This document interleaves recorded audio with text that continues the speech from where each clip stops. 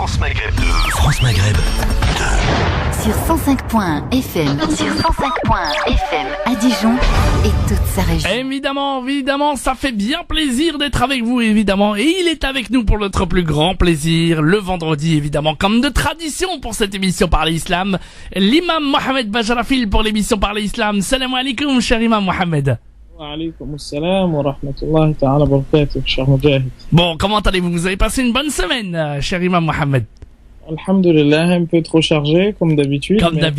Bon, imam Mohamed Bajrafil, c'est parti, vous avez la main pour cette émission Parler Islam et on va démarrer tout de suite par l'introduction du jour, cher imam Mohamed Bajrafil.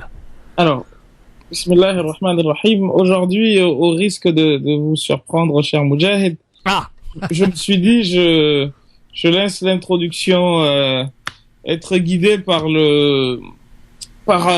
les auditeurs, étant donné que malheureusement on n'arrive jamais à se tenir à s'en tenir à l'introduction qui est faite. Donc il y a beaucoup de choses à dire, bien entendu, mais je me suis dit que j'allais essayer de faire autre chose, de laisser les auditeurs orienter l'émission et leur montrer que nous sommes à leur disposition pour essayer le maximum possible de coller à leurs attentes. Bien. Eh bien alors, chers auditeurs, vous êtes les bienvenus. Vous pourrez commencer à nous appeler au standard 0892 23 99 50. Étoile est le choix numéro 1 pour arriver directement au standard. Vous arrivez sur l'antenne et l'imam Mohamed Bajrafil répond à vos questions en direct pour cette émission Parler Islam.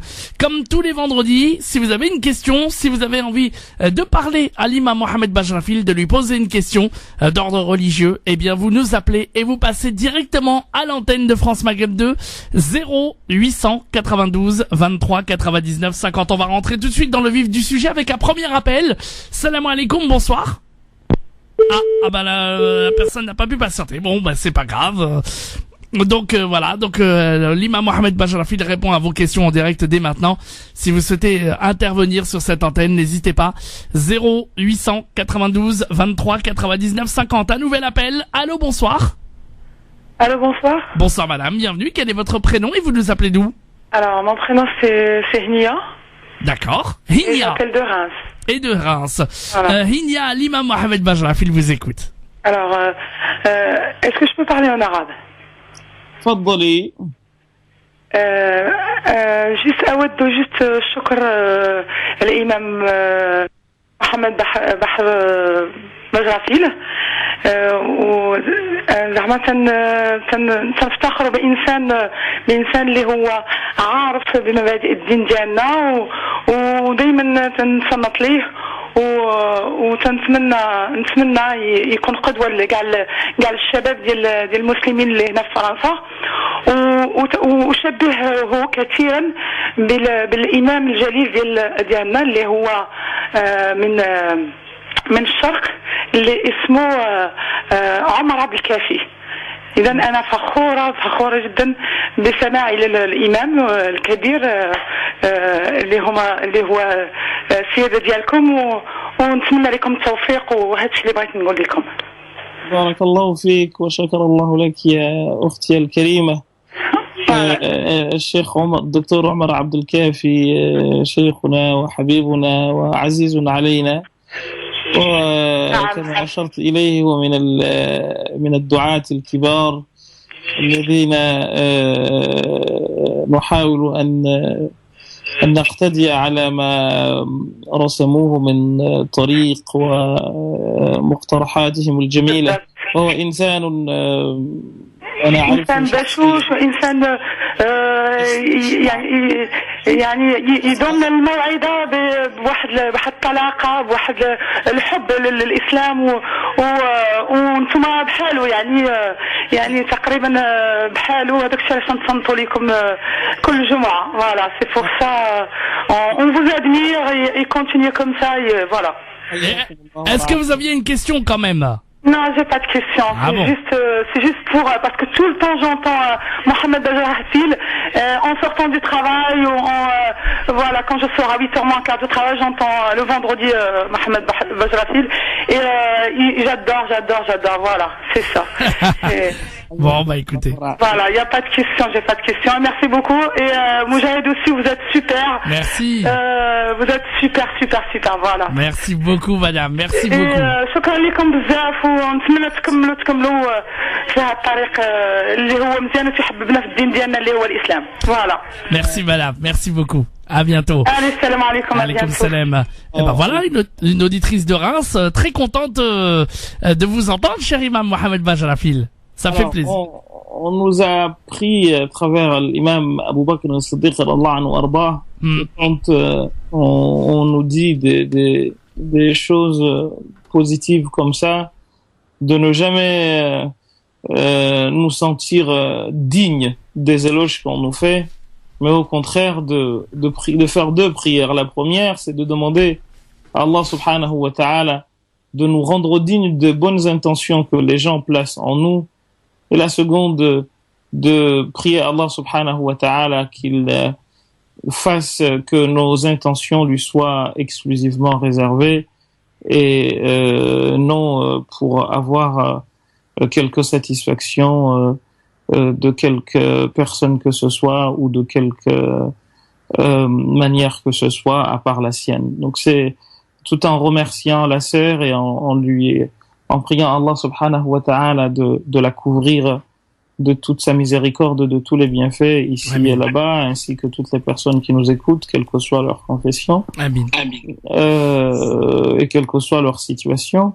Nous n'oublions pas de dire également à tout le monde, et sans fausse modestie, que nous sommes loin d'être des modèles, et que de fait ce à quoi nous autres essayons avec les maigres moyens qui sont les nôtres d'appeler les gens, c'est justement à tout le temps être attentif à ce qu'on nous dit par rapport aux choix que l'on peut proposer, par rapport aux solutions que l'on peut proposer, pour comprendre que tout ce que nous disons, ce n'est que ce que nous pensons être la vérité, mais la vérité, seul Allah subhanahu wa ta'ala la connaît. Donc, je ne détiens aucune vérité, et quand je dis des choses, il se peut que je me trompe, et c'est pour cette raison, cher Moujahid, que je vous dis souvent que il faut enlever répondre à toutes les questions, puisque je ne suis pas en mesure de répondre à toutes les questions. Bien sûr. Seul Allah est en mesure de répondre à toutes les questions, et toute personne qui est assistée de Dieu. Or, les personnes assistées de Dieu, directement, ce sont les messagers, et il y en a plus. Le Muhammad sallallahu alayhi wa sallam a été le dernier.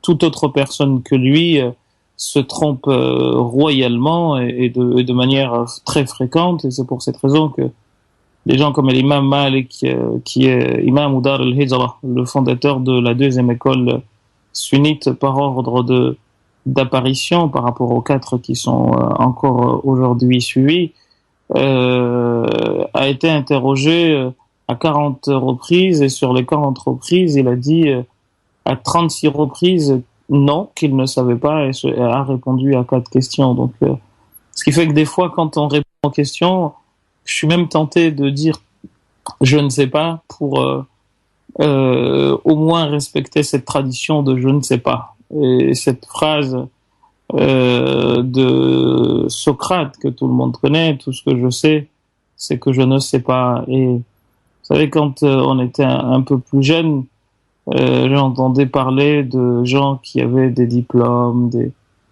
il y avait un diplôme qui m'obsédait, c'était celui de doctorat, et parce qu'on se disait qu'une fois qu'on a atteint ce diplôme, au-dessus, il n'y a plus rien à faire. En fait, quand j'y suis parvenu, je me suis rendu compte que c'était seulement le début du savoir, et que c'était un diplôme, mais qui ne te dispensait pas. Ça ne voulait pas dire que tu savais pas des choses, mais tu es au début.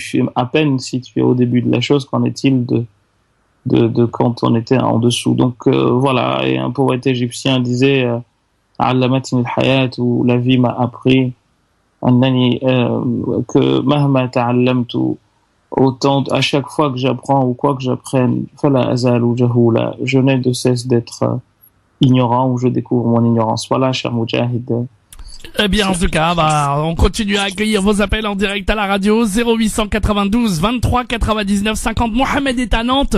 Il est en direct avec nous. Salam alaikum, Mohamed. Wa alaikum salam wa rahmatullahi ta'ala wa barakatuh. Je vous appelle.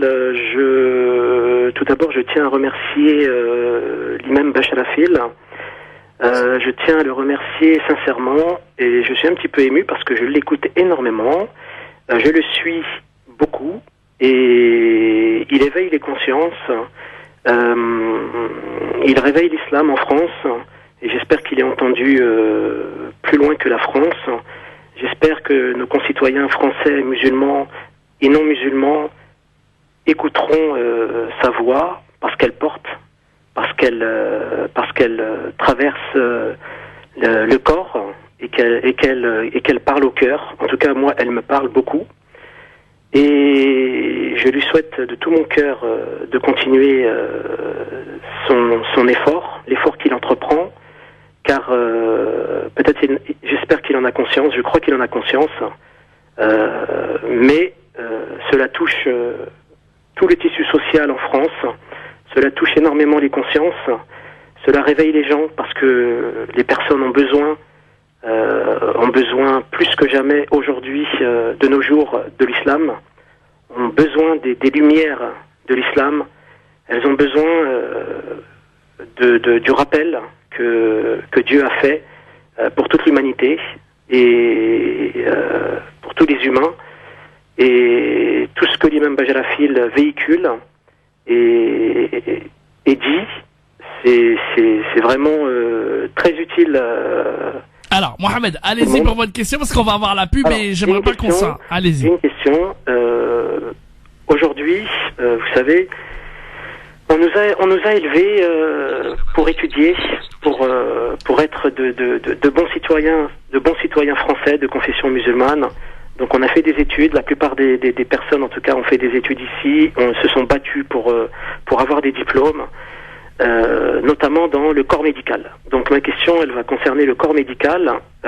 J'aimerais lui poser une question. Il vous écoute, hein, parlez-lui directement. Le corps médical français, mais de confession musulmane qui veut pratiquer l'islam.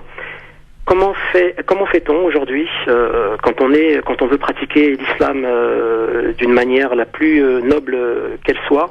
Comment fait-on quand on est de confession musulmane, pratiquant, quand on fait sa salat, etc., et que on est obligé, c'est-à-dire il y a la loi française qui interdit la discrimination de sexe, et donc nous sommes nous confrontés praticiens à recevoir femmes, hommes, et enfin donc des deux sexes bien sûr, et on doit soit à un moment donné dans un cabinet, c'est-à-dire être seul avec une autre femme, ou alors un homme avec une femme ou une femme avec un homme.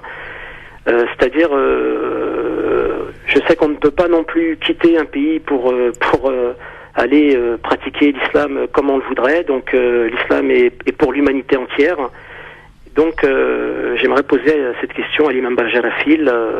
Comment doit se comporter et quelle solution a le corps médical pour exercer aujourd'hui en France, puisque la réglementation française, bien sûr, interdit le fait de discriminer l'homme ou la femme. Bien. Mohamed, bougez pas, on va vous répondre dans un instant. Imam Mohamed, on va répondre à cet auditeur dans un instant, juste après la courte pause.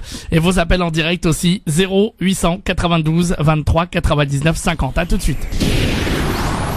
France Maghreb 2, France Maghreb 2. Parlez Islam. Parlez Islam. Parlez Islam.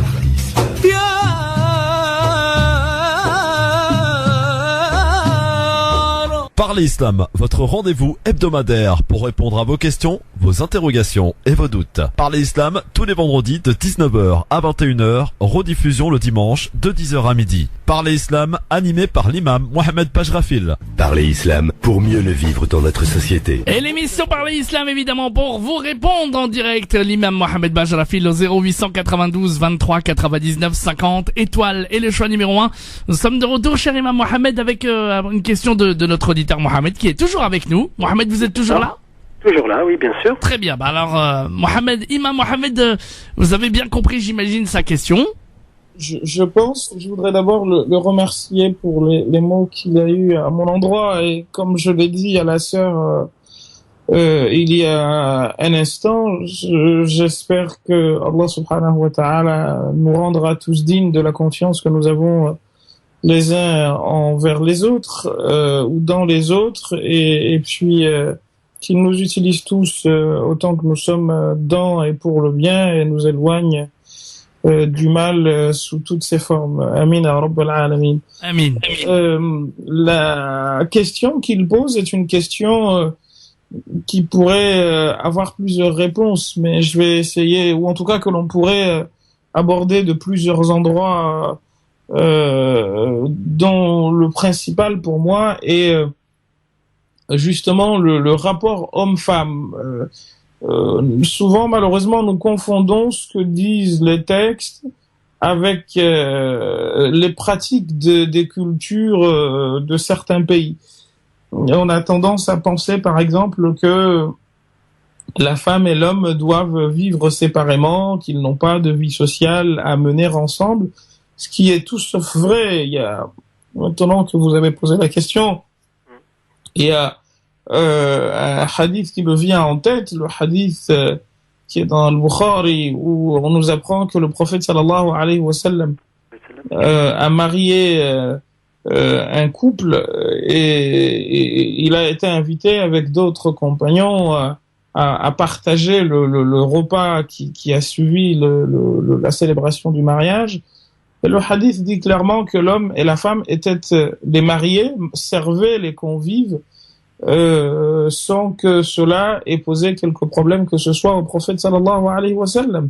Il était assis avec les gens et il a partagé avec les gens le repas que cet homme et cette femme leur ont servi.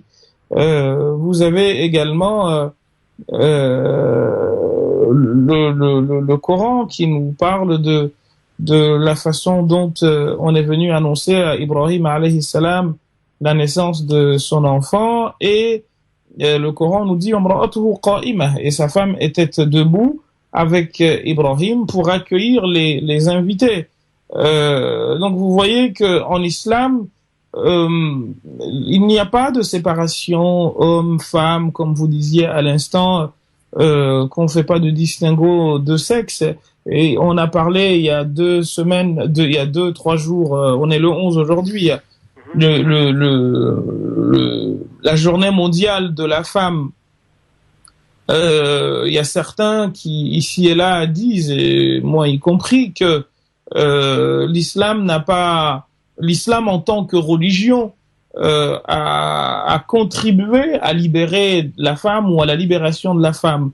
Il se trouve en revanche que cette libération lui a été confisquée par un machisme culturel des tout pays confondus, parce que on a tendance aujourd'hui à vouloir donner des leçons, nous, à partir d'ici, alors que la femme vote seulement depuis 70 ans, à peine 72 ans. Aujourd'hui, on est en 2016. Donc on n'est pas non plus en mesure de trop donner de leçons, parce qu'on oublie souvent notre passé, on accuse les uns de ceci, les autres de cela, alors que nous oublions qu'il y a à peine 100 ans, la femme devait donner une dot au mari pour être digne de ce dernier, un peu comme dans certaines traditions au monde encore aujourd'hui, en Inde par exemple aussi. Je ne m'abuse, il y a des pratiques qui font que c'est la femme qui donne une dot à l'homme pour le mériter. Donc les traditions, pour revenir à ce que je vous disais, ont malheureusement pris le dessus sur ce que dit la religion, et on en est venu à un point de séparation qui emmène aujourd'hui le frère, et pas seulement le frère, mais d'autres personnes, à se poser des questions sur quelles relations les hommes et les femmes doivent-ils avoir. De ce point de vue-là, l'islam est clair. L'islam demande à ce que les relations des uns et des autres soient des relations de courtoisie et des relations, si vous voulez, qui enlèvent tout doute, dans le sens où toute tentation possible. Qu'est-ce que ça veut dire rapidement? Ça veut dire que l'islam n'empêche pas que vous ayez une professeure ou un médecin, femme ou homme, ton médecin généraliste, parce que là tu es dans une situation de besoin, quand tu es malade, il peut être un homme, il peut être une femme. Demain, si tu vas te faire opérer, on va pas te dire il faut que ce soit un homme ou une femme. Et si la spécialiste au monde, parce qu'il y aura les gens ne seront jamais égaux du point de vue du savoir. Est-ce que tu vas te dire non, il faut que je sois opéré par le médecin homme sous prétexte que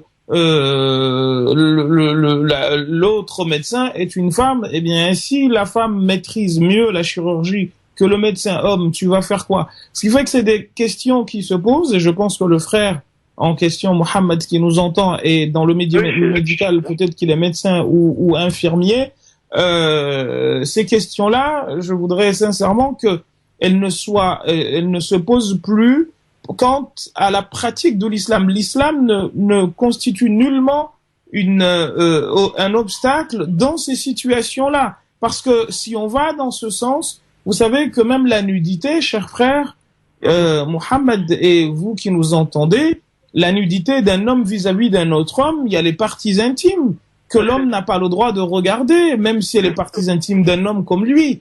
Et pourtant, dans une situation médicale, vous avez même le devoir, si vous êtes atteint dans ces parties-là, de montrer au médecin ce que vous avez. Donc, il n'en va pas différemment ici, en termes d'analogie. Vous êtes malade, vous n'allez pas à l'hôpital et chercher à dire si c'est pas une femme, si vous le faites au nom de la religion, non. Vous pouvez le faire pour des principes à vous, de pudeur, etc. Il y a des gens qui le font, mais encore une fois, il ne faut surtout pas être têtu. Quand on est dans une situation de vie ou de mort, d'une urgence, la femme qui est qui est à 2 doigts d'accoucher, ou qui est enceinte, ou qui est une personne qui souffre d'une maladie chronique, etc., qui ne sait pas dans quel état elle est, si elle arrive à l'hôpital, elle ne va pas se dire non, il faut que ce soit une femme ou un homme, etc. Là, on rentre dans un autre cadre. Là, l'islam ne permet pas cette situation-là, parce que là, on s'expose à la mort, c'est considéré comme un suicide. Là, il y a des gens qui, pour des raisons de pudeur, ça peut s'entendre, hein, je ne suis pas du tout contre le fait qu'une personne, pour des raisons de pudeur, dise moi j'aurais préféré que ce soit un homme, notamment des femmes, qui regardent mes parties intimes, tout en sachant aussi que c'est haram dans un autre cadre. C'est ce qui m'a toujours fait rigoler, en fait, sourire entre guillemets, c'est que même une femme, même si c'est une femme qui vous ausculte, c'est haram qu'une femme regarde les parties intimes d'une femme comme elle. En revanche, comme vous êtes dans une situation médicale, eh bien là, l'interdit se lève. Donc, de la même façon, ici, l'interdiction se lèvera. Mais il faut pas croire que parce que vous êtes une femme, vous avez le droit de montrer vos parties intimes à une femme, ou parce que vous êtes un homme, vous avez le droit de montrer vos parties intimes à un homme. Non, c'est pas comme ça. Moi, je suis dans un domaine où j'ai étudié des années et des années. Je suis obligé, c'est-à-dire, vous savez, cher imam, on me pose encore la question, je vous jure, on me pose encore la question aujourd'hui, est-ce que tu fais les femmes? Je vous jure, on me pose la question, est-ce que tu reçois les femmes? Mais vous savez que j'ai un choc émotionnel à l'intérieur, dans ma tête, je sais pas quoi répondre à cette question. Je sais pas quoi répondre à cette question. J'ai envie d'écrire un livre pour répondre à cette question, parce qu'elle est trop... comment dire aux gens... Excusez-moi, mais je fais comment je ne peux pas dire non à quelqu'un qui vient frapper à ma porte et je ne peux pas répondre au téléphone en disant non, je ne vous reçois pas parce que vous êtes une femme. Est-ce que vous vous rendez compte de ce que vous dites?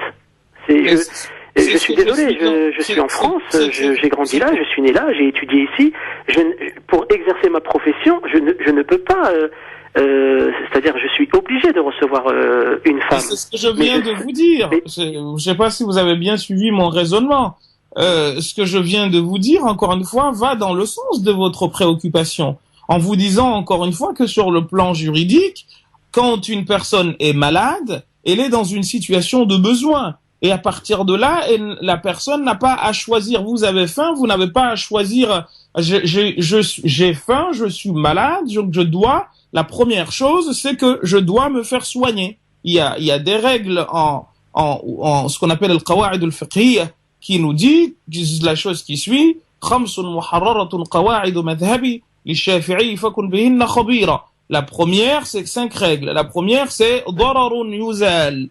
C'est celle qui vous concerne, ou même la seconde. ضرر يزال, c'est-à-dire que dès que vous avez un danger, un désagrément, on vous dit, il doit être enlevé. Vous comprenez ce que je veux dire? Donc là, la personne qui vient vous voir, cher frère, elle n'a pas à venir, ah ben vous êtes un homme ou vous êtes, mais non, vous venez chez moi, non pas en tant qu'homme ou femme, mais en tant que patient, en tant qu'une personne qui veut qui veut être guérie. Et à ce moment-là, vous mettez votre sexe de côté. Non? Oui. Moi, je vous disais, c'est comme ça. Nous, c'est comme ça qu'on voit. On a ce regard-là de guérir, d'aider par la cause d'Allah et parce qu'on a appris. C'est ce que je vous dis depuis tout à l'heure, cher frère. Aider les autres. Après, je veux dire, on ne peut pas, je veux dire, quelqu'un qui frappe à la porte et qui vous dit, et vous, c'est une femme. Je suis désolé. Comment on fait? On peut pas lui dire, ben non, allez, peut-être qu'il y a une autre femme dans le même domaine que moi qui peut vous aider. Je ne vous ai, je sais pas si vous avez peut-être que la. J'ai compris, ce que vous m'aviez dit, hein. Je vous reconfirme ce que vous m'aviez en fait dit. Moi, je suis encore en train de m'exclamer aujourd'hui. Je vous promets, on est confronté en fait à deux mondes, à un monde qui vous dit mais c'est pas possible. Tu peux pas en fait être pratiquant, faire ta salat et aller à la mosquée puis en fait recevoir une femme dans ton cabinet seul. Et vous savez ce qu'il faut lui répondre? Vous lui répondez que si vous ne la soignez pas, la femme, et qu'elle meurt, vous êtes responsable. C'est tout.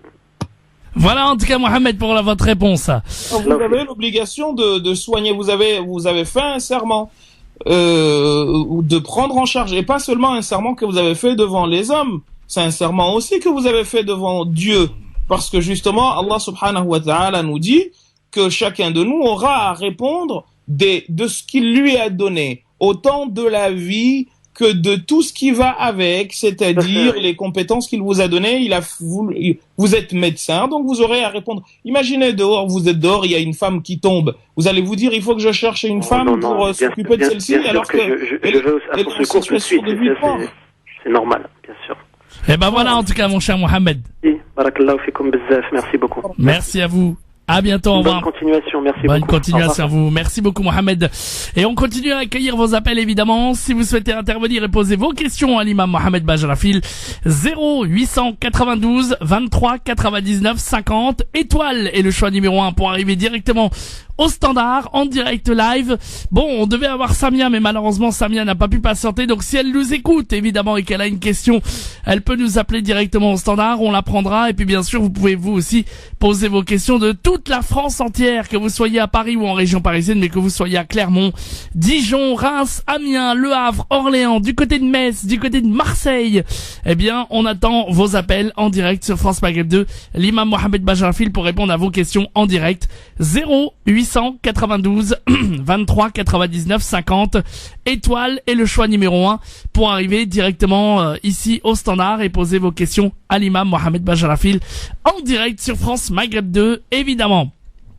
Donc voilà, donc imam Mohamed, on attend donc les appels des auditeurs, évidemment, et on va évidemment, c'est quand même incroyable quand même, c'est vrai qu'il y a beaucoup de gens qui se posent ces questions du côté médical.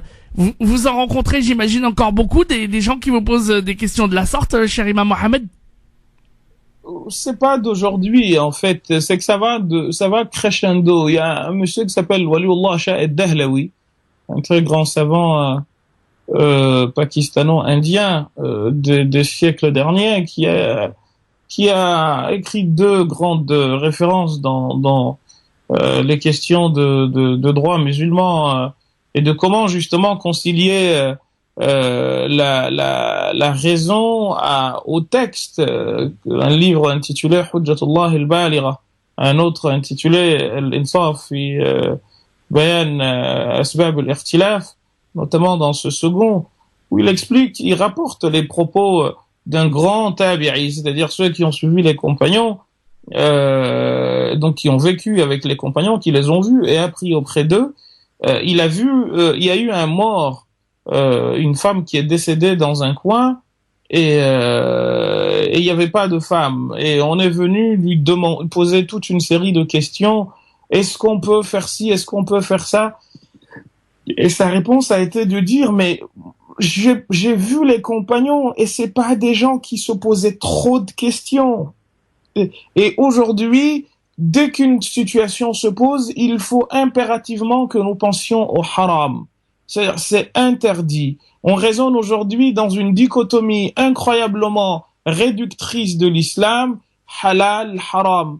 Alors que c'est beaucoup plus large que cela. Vous savez, les choses interdites sont en islam à compter sur les bouts des doigts. Si on veut une religion dans laquelle les interdits sont plus importants que le reste, il faut changer de religion. Il faut peut-être aller voir ailleurs. Il y a d'autres religions dans lesquelles tout est interdit, mais pas en islam. Le prophète sallallahu alayhi wa sallam a dit aux compagnons, bashiru wa la tunaffiru, faites des bonnes annonces aux gens et ne les éparpillez pas. Yassiru wa la tu'assiru, facilitez et n'alourdissez jamais la vie. Fa innani bu'ithtu bil hanifiyyati samiha, car j'ai été envoyé avec une religion qui est tolérante, une religion qui tolère, mais vraiment, regardez de tout. Je ne cesse de dire à mes étudiants de regarder l'étendue des plantes. Quelle est la plante impure? Il n'y en a pas une seule. Pas une seule plante au monde n'est impure. Quelle est la plante que l'on ne peut pas manger telle qu'elle? Sauf les orties, si celles-ci vont nous faire mal. Autrement, il n'y a pas une plante dont on vous interdit la consommation en tant que telle, c'est-à-dire pas quand elle est transformée ou parce que vous allez me citer le hashish ou je ne sais quoi, mais vous voyez, c'est d'une largesse incroyable. On a demandé au prophète sallallahu alayhi wa sallam par rapport à l'océan, est-ce que on peut utiliser l'eau maritime ou marine pour faire les ablutions? Il leur dit huwa at-tahuru ma'uhu al-hallu maytatuhu. C'est ce dont l'eau est pure, purificatrice, et le cadavre halal. Il y a tellement de choses. C'est l'islam, et il y a même des gens qui viennent me voir, mais c'est trop facile. Mais c'est ça l'islam en fait. C'est pas je veux dire, plus c'est facile, plus c'est musulman. C'est même pas moi qui vous le dis, c'est le prophète sallam qui définit l'islam en ces termes: ad-dinu yusrun. La religion est facilitée. Fa'awghil fihi birifqin, rentre dedans avec douceur. Wa la yushadda ad-din ahadun illa ghalabah. Et jamais personne ne cherchera à la rendre difficile sans que celle-ci soit jetée par-dessus bord. Et les gens se trompent des fois en pensant que se faire jeter par-dessus bord veut dire que l'on va cesser d'être musulman. Non, c'est qu'à force de tirer sur la corde, tu te retrouves en train de vivre dans des contradictions incroyables. Et c'est un peu ce qui est arrivé à un groupe de politiques, idéologiques, qu'on appelle el Khawarij, qui est apparu au temps de Ali ibn Abi Talib et de Muawiya ibn Abi Sufyan radiyallahu anhuma ardahuma. Ce groupe-là s'est déclaré très dur sur des broutilles, et finalement on s'est rendu compte que les choses plus importantes, ils en avaient rien à faire, et ils se cramponnaient sur des positions à deux balles, comme vous diriez aujourd'hui, sur qui prends-tu pour juge, même si la personne disait je me réfère à ce que Dieu a dit, et il disait c'est juste pour que on te sauve la vie, mais en gros c'est pas vrai. Et ils tuaient des gens, ils ont fait des choses, c'est le groupe le plus violent que l'islam n'ait jamais connu, et tous ceux qui aujourd'hui font de la violence, eh bien c'est les élèves, directement ou indirectement, de ces gens-là, même si ils n'ont pas de lien de sang, mais ils ont une filiation intellectuelle et philosophique. C'est des gens qui étaient capables de tuer une personne, d'éventrer une femme enceinte, mais dans des conditions horribles.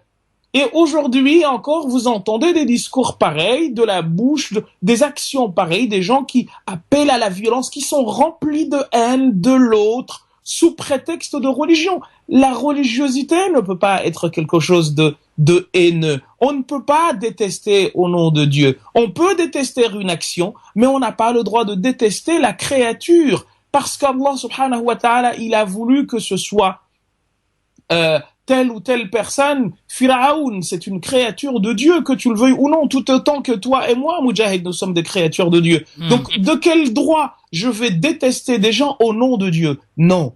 Non, non, non. je détesterai des actions. Parce que si je déteste des gens au nom de Dieu, eh bien c'est que je déteste Dieu, car il y a un proverbe comorien qui dit, sous forme de question, te moques-tu du sculpteur ou de la sculpture? Parce qu'en te moquant de la sculpture, c'est du sculpteur que tu te moques. Or, qui est le sculpteur suprême? C'est Allah qui t'a créé comme il m'a créé. Il a voulu que Philippe soit comme ci et Paul comme ça. Il le dit, le Coran est rempli de je ne sais combien de textes. Mais vous savez, ce qui est beau quand on a un esprit mal placé, c'est qu'on veut toujours faire de la règle, de l'exception, la règle. On a je ne sais combien de versets du Coran qui appellent à cette ouverture d'esprit, qui appellent à croquer la vie en pleines dents, à vivre et à ne pas s'enfermer dans des schémas restrictifs. Et tu vas te dire, ah oui, mais en fait, là, tu prends trop de facilité. Et du coup, qu'est-ce qu'on va faire? On va te sortir la vie d'un savant. Il y a tel savant qui a dit, celui qui suit les permissions qu'il y a à gauche et à droite, eh bien, c'est qu'il suit la voie de Shaitan. Dans certaines versions, dans d'autres te disent, non, c'est qu'il suit ses passions. Mais on peut te montrer le contraire que d'autres ont dit. Le prophète sallallahu alayhi wa sallam, combien de fois il était dans des situations, il a fait des choses que les compagnons n'ont pas faites. Et les compagnons ont fait des choses que lui-même n'a pas faites parce que c'est une question de choix. Non. Ce qui est dommage dans tout ça, cher Moudjahid, c'est que nous sommes très, très ignorants de notre religion et nous confondons, et c'est malheureusement le cas de beaucoup d'entre nous, les cultures dont nos parents ou nos arrière-parents nos arrière-grands-parents sont issus avec ce que dit véritablement le texte. Et je pense que le défi des savants musulmans aujourd'hui, c'est d'arriver à discerner, à distinguer de manière claire et nette, à l'intérieur même du corpus théologique qui est le nôtre, ce qui relève des traditions de ce qui relève de la religion véritable, parce que, encore une fois, la religion musulmane, c'est une religion d'une beauté sans limite, qui est venue libérer l'homme, le débarrasser des jougs, des traditions, justement, reposant sur des superstitions et sur des considérations malsaines et assassines. La femme était vendue comme une vulgaire marchandise par les Arabes. Ah bah on aura l'occasion d'en reparler dans un instant, Imam Mohamed, parce qu'on a déjà Samia qui veut vous poser une question. Et puis on a la pub. Alors Samia, vous êtes là? Ah, bah Samia, on va essayer de la retrouver dans un instant. Bon, la pub, et on revient dans un instant avec les appels des auditeurs. 0892 23 99 50, étoile et le choix numéro 1. À tout de suite.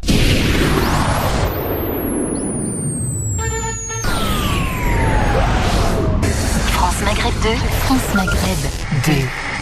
Parlez Islam.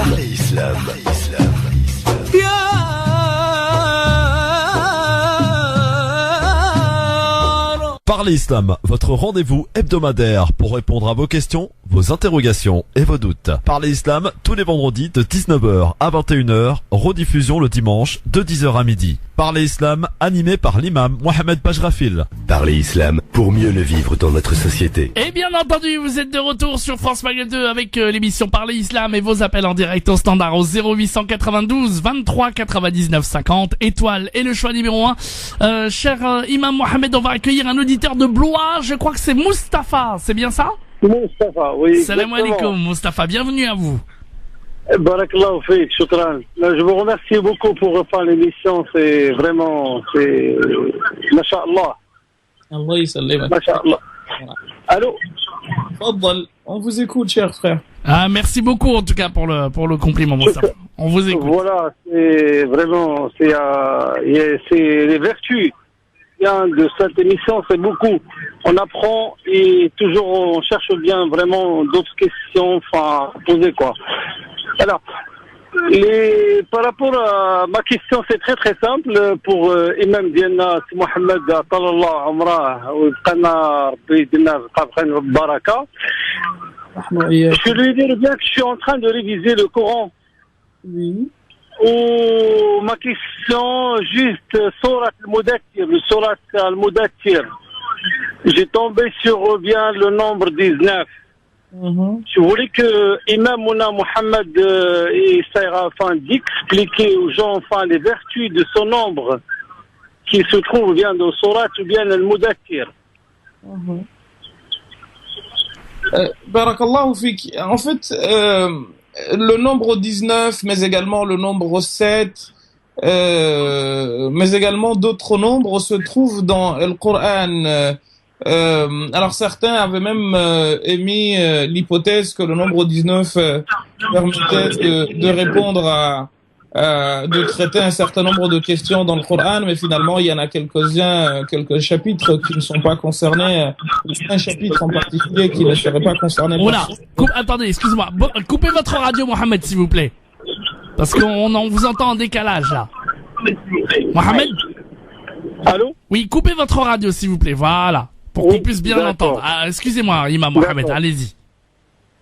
Donc je vous disais que dans le Coran, il y a des chiffres comme le chiffre 19, comme d'autres chiffres également qui sont avancés.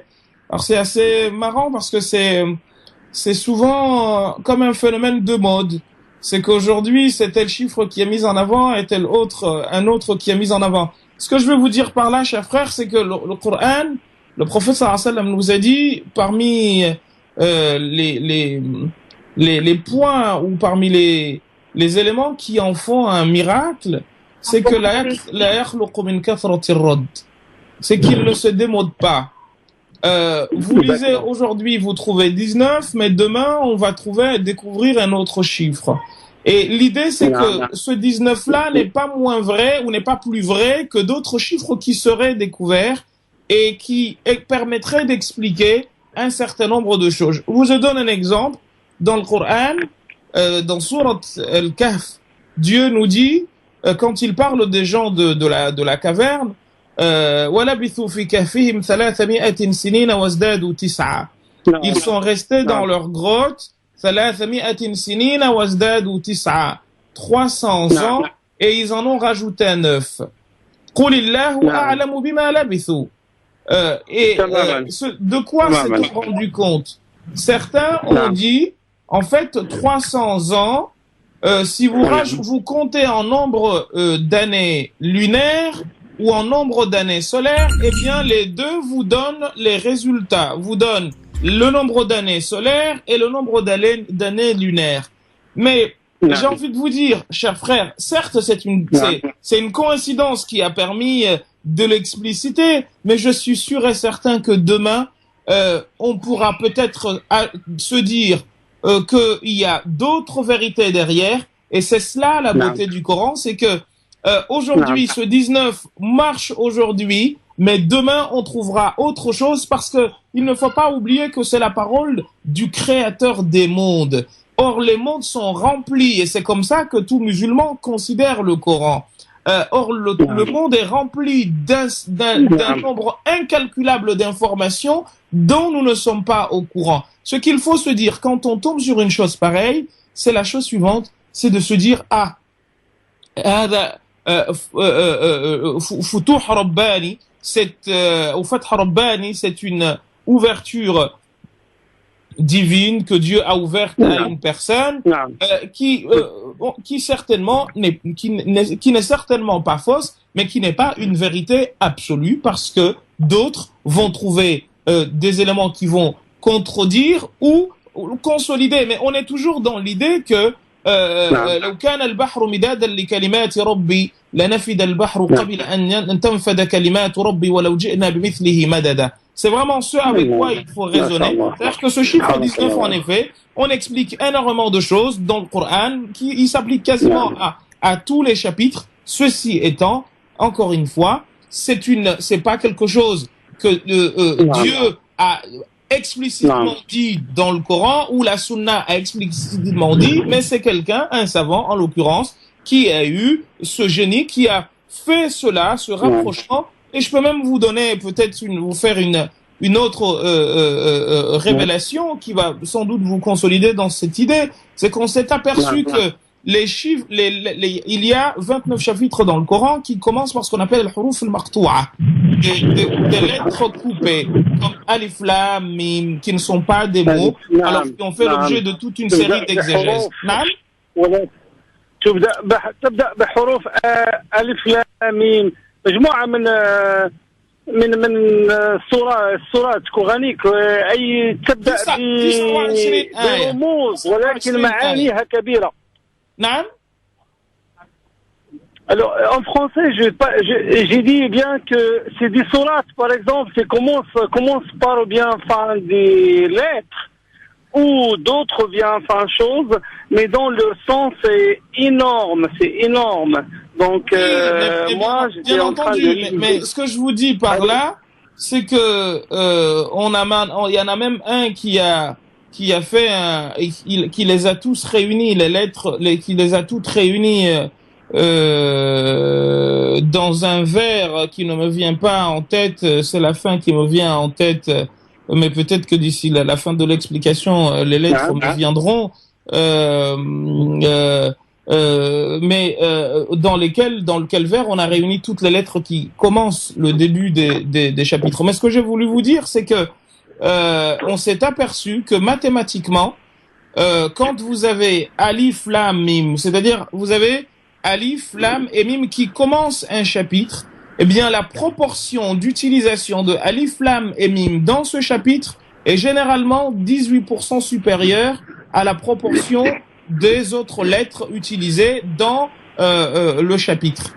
Ce qui prouve encore une fois que ça ne peut pas être l'œuvre d'un homme, parce que c'est pas quelque chose de possible. Mais cela aujourd'hui, nous pouvons le faire parce que nous avons des machines que autrefois les gens n'avaient pas. Donc des choses pareilles, des coïncidences pareilles, on peut en trouver. Ceci étant, il ne faut jamais les considérer comme la vérité absolue. C'est une lumière.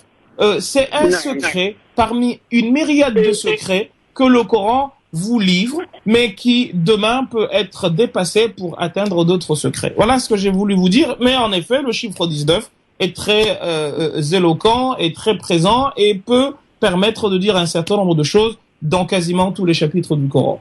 Et ben voilà, mon cher monsieur Mustapha, pour votre question. Shukran. Je vous remercie beaucoup et tout le monde. Voilà, jazakumullahu khairan.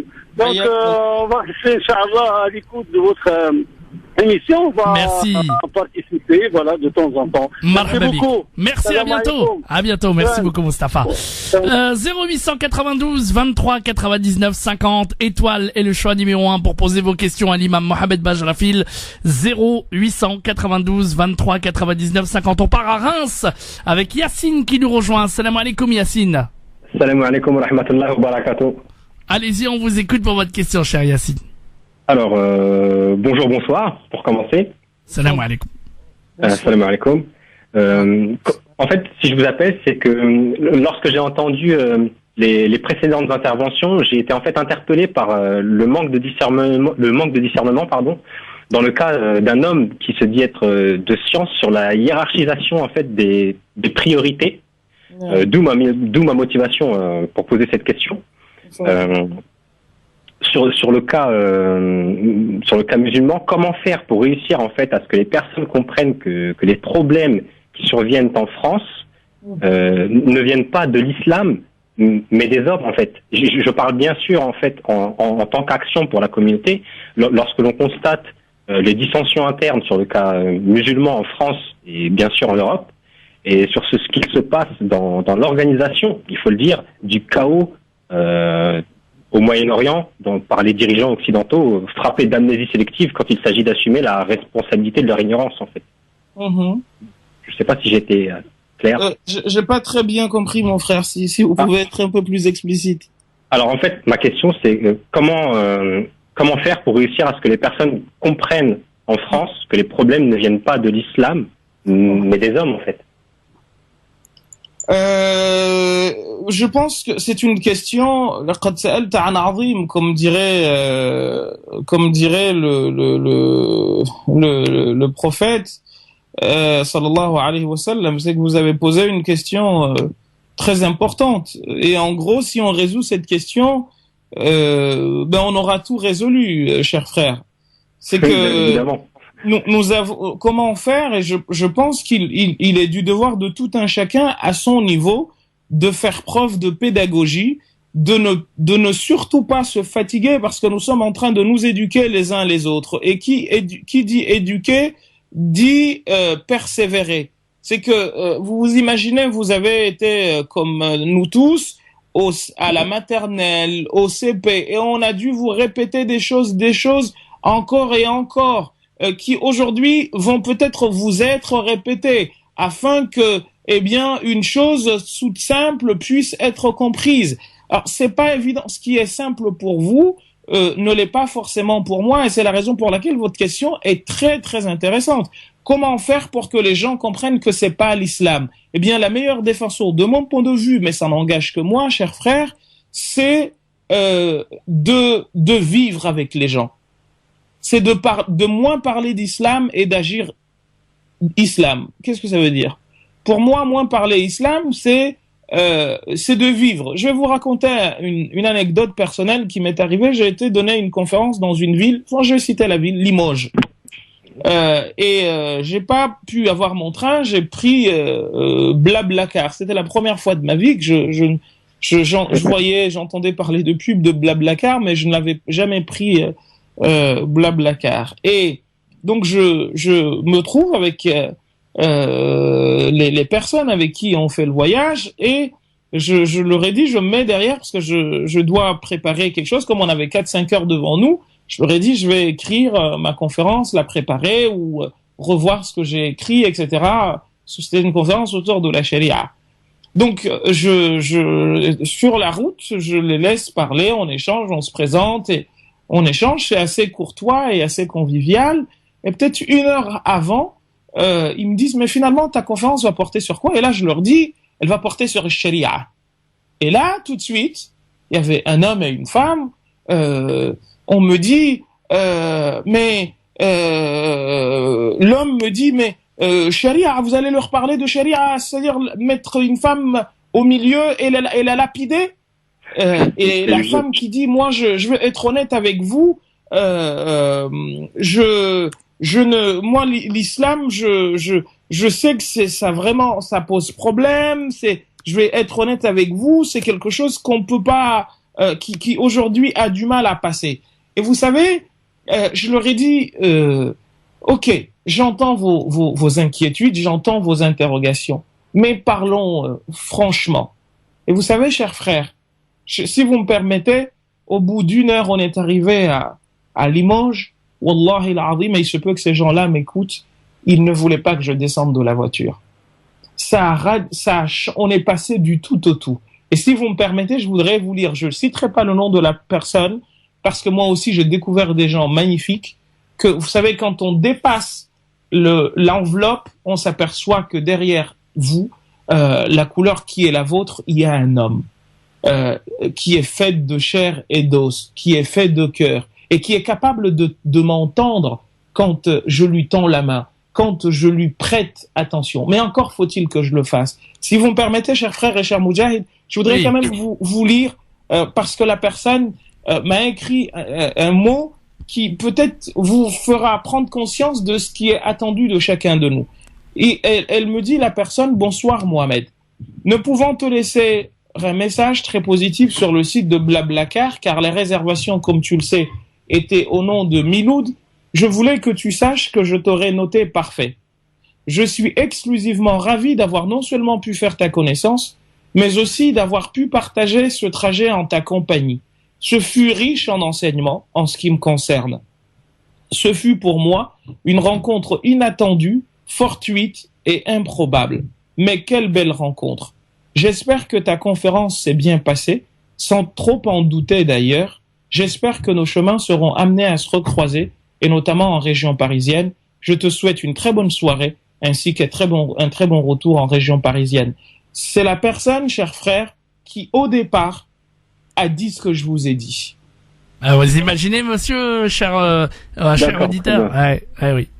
Vous avez compris ce que j'ai voulu vous dire. Oui, voilà j'ai compris comment le message. on peut passer d'une situation limite d'agression et d'animosité à une situation d'amitié quasi fusionnelle en l'espace d'1 heure. Et je ne suis pas magicien, j'ai rien dit d'extraordinaire que le Coran ne dise pas, pour pas que certains pensent que c'est un homme de science, c'est ceci, c'est cela. Si chacun y va avec sa sincérité, wallahi al-azim, que les choses peuvent changer. Vous savez, Ibrahim alayhi salam, et je le disais dernièrement dans une conférence à Strasbourg, quand Dieu lui a demandé d'appeler les gens au pèlerinage, il est monté, disent les traditions, sur une petite monticule à la Mecque qui s'appelle Jabal Abi Qubays.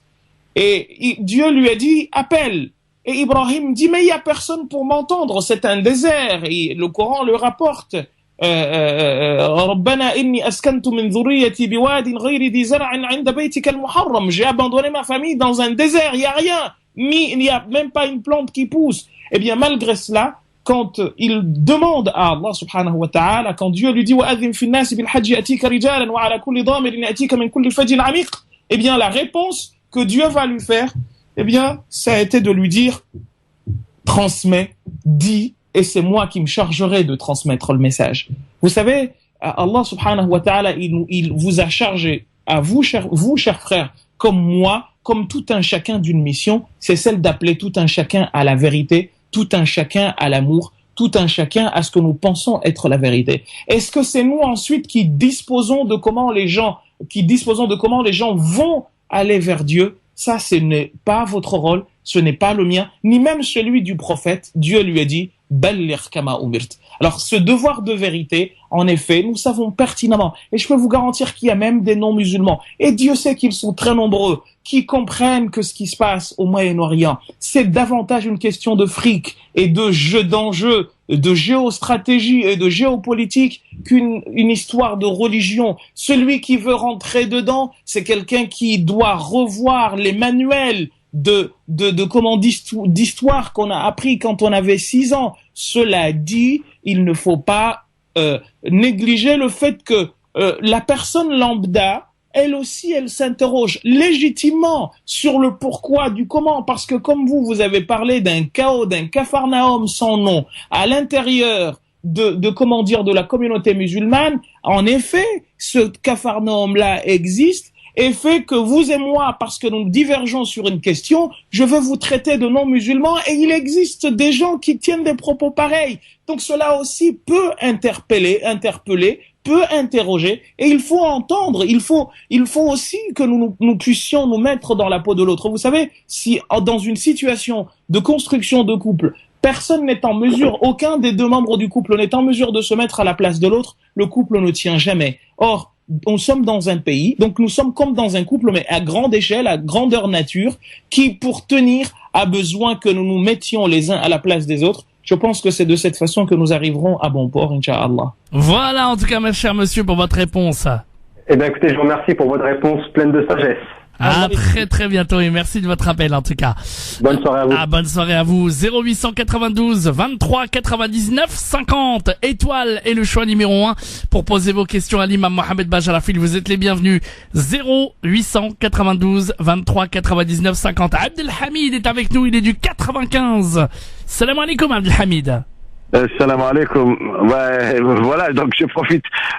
J'avais vraiment hâte de poser une question et puis effectivement, la question précédente demandait carrément, je dirais, un temps pour un dars, mais bon, je vais profiter quand même et c'est pour ça que je suis resté pour profiter de la sagesse du Cheikh, Inch'Allah. J'ai une petite somme, Inch'Allah, à faire sortir pour zakat al-mal. Je précise, zakat al-mal. Donc voilà, j'ai mon fils qui est dans le besoin et mon frère aussi. Je voulais donc bennia les partager, voire donner une petite somme, donc une partie pour l'un et une autre partie pour l'autre. Voilà. Votre fils a quel âge, cher monsieur? Il a 26 ans. Il travaille ou il est étudiant? Il commence à l'instant de travailler. Il est toujours sous mon toit, mais dans un besoin. Alors, parce que il faut comprendre que zakat vous pouvez pas donner zakat à votre femme comme vous ne pouvez pas donner zakat à votre enfant. Ni mon frère, ni mon fils, c'est ça? Votre frère, c'est autre chose. Mais votre fils ou votre fille ou votre femme ou votre père ou votre mère, c'est des ayants droit directs. Donc les ayants droit directs n'ont pas à avoir zakat. Si vous leur donnez zakat, en fait c'est que vous n'avez pas bien rempli votre mission, parce que justement, zakat, c'est quelqu'un c'est un peu comme zakat al-fitr. C'est tout le temps la chose le surplus.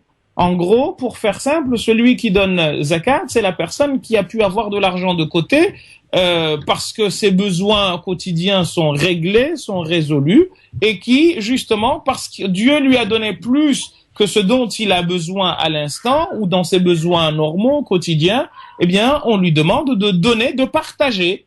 Mais on va pas vous demander de partager ce que vous n'avez pas. C'est-à-dire que quand votre femme n'a par exemple pas de chaussures ou n'a par exemple pas à manger, on va pas vous demander d'aller donner zakat, alors que vos devoirs les plus élémentaires ne sont pas respectés. Vous comprenez ce que je veux dire?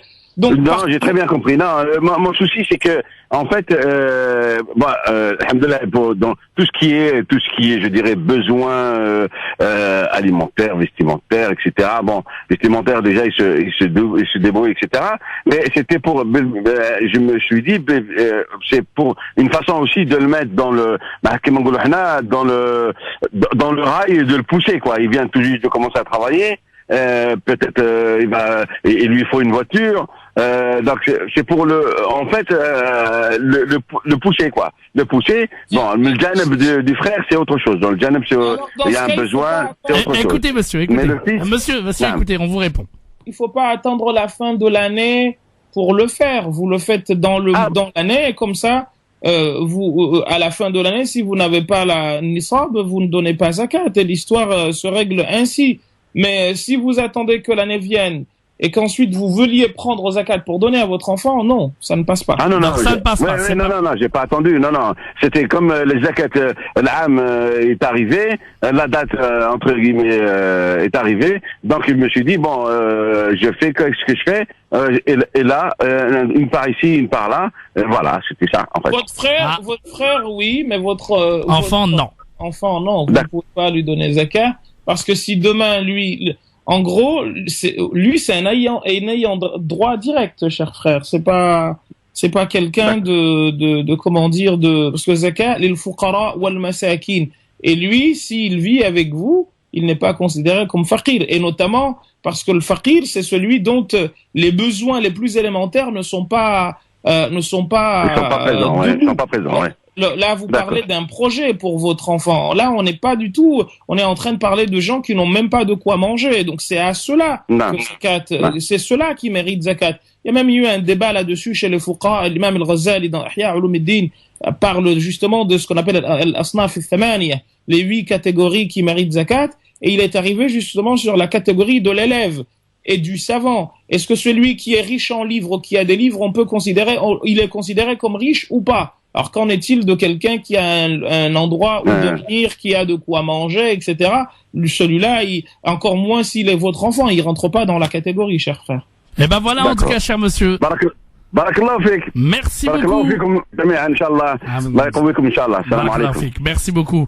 On va revenir d'ici quelques instants, cher Imam Mohamed Bacharafil. On ira également du côté de Lille, du côté du lycée Averroès, où il y a un dîner ce soir. On ira retrouver Tarek Mami en direct justement pour aller voir l'ambiance de ce qui s'y passe. Et puis bien entendu, juste après, l'imam Mohamed Bacharafil répond à vos questions en direct. 0892 23 99 50 étoiles. Et le choix numéro 1, si vous souhaitez poser des questions à l'imam Mohamed Bacharafil d'ordre religieux, on vous attend. Allez-y, le standard est libre pour vous. 0892 23 99 50. Ne bougez pas, on arrive tout de suite.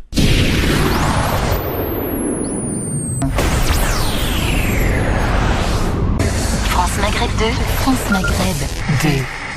Parlez Islam. Parlez Islam. Parlez Islam.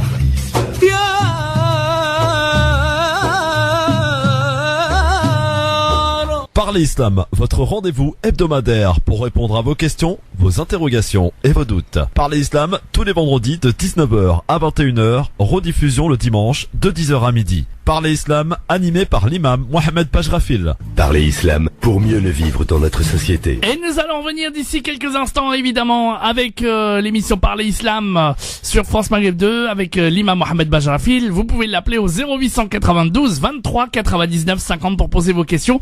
Mais nous allons partir direction Lille tout de suite, en direct de ce dîner solidaire, en direct du lycée Averroès, avec Tarek Mami en direct avec nous. Bonjour Tariq Mami.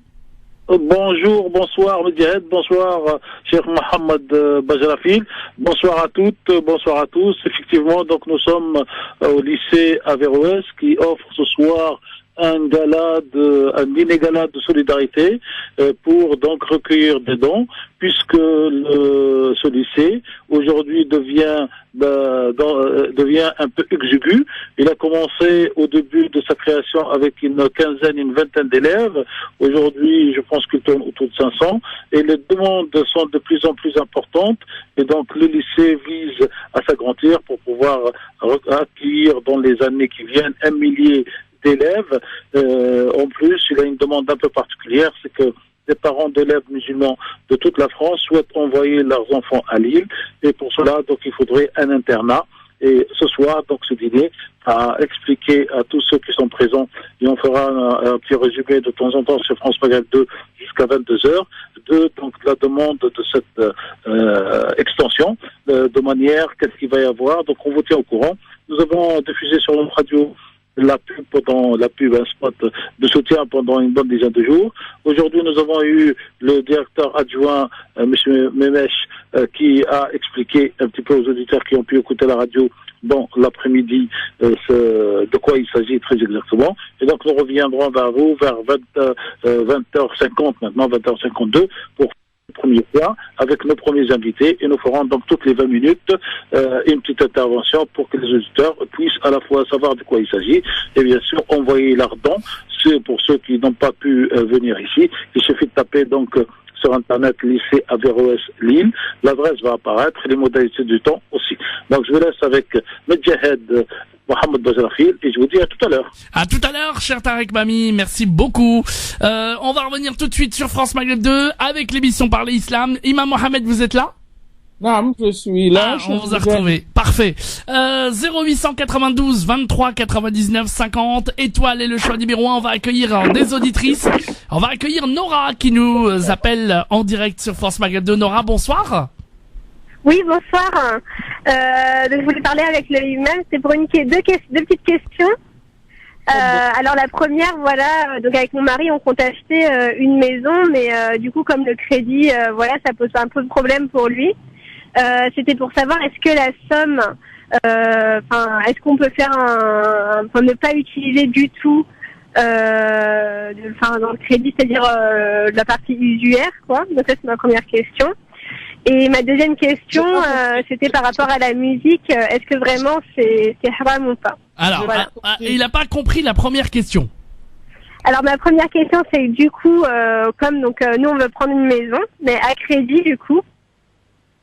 Et c'était pour savoir est-ce qu'il y avait une solution pour être tranquille, quoi. Parce que comme le crédit, on sait que voilà, c'est haram, c'est ce qu'on dit. Du coup, c'est pour savoir est-ce qu'il y aurait une solution pour pouvoir s'acheter une maison. Très bien. Mais vous en avez déjà une, c'est ça? Non, justement, on va prendre un crédit pour. Là, on est en appartement, là. En fait, cette question, elle revient tout le temps et on y répond, mais elle revient tout le temps. J'ai dit dessus qu'il y avait deux avis. Il y a un avis qui est l'avis du Conseil européen de la fatwa qu'on attribue à tort à Cheikh Al-Qaradawi alors que c'est pas lui qui en est à l'initiative, qui vous dit que ici, en Occident, le musulman peut avoir recours à un crédit pour acheter sa résidence principale. D'accord. C'est l'avis du Conseil européen de la fatwa de Cheikh Al-Qaradawi, mais également Cheikh Abdullah ibn Yusuf al-Judayya, etc. Yusuf ibn Abdullah al-Judayya et d'autres personnes qui sont membres, dont quelques-unes qui sont proches. Qui sont des proches. Cet avis s'appuie, entre autres choses, sur une règle qui nous dit que les nécessités lèvent les interdits. Ad-darurat tubihu al-mahdhurat. Les situations d'urgence lèvent les interdits. Donc cet avis existe.